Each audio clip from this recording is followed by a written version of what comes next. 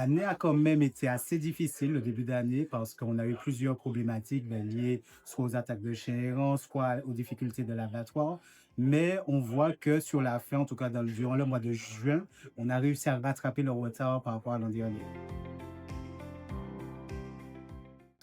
Alors, ça laisse surtout présager des résultats qui sont quand même assez intéressants pour la structure, je dirais, organisée, donc la coopérative. Mais on voit quand même qu'il y a un petit recul de la part des artisans bouchers et des particuliers au niveau des abattages.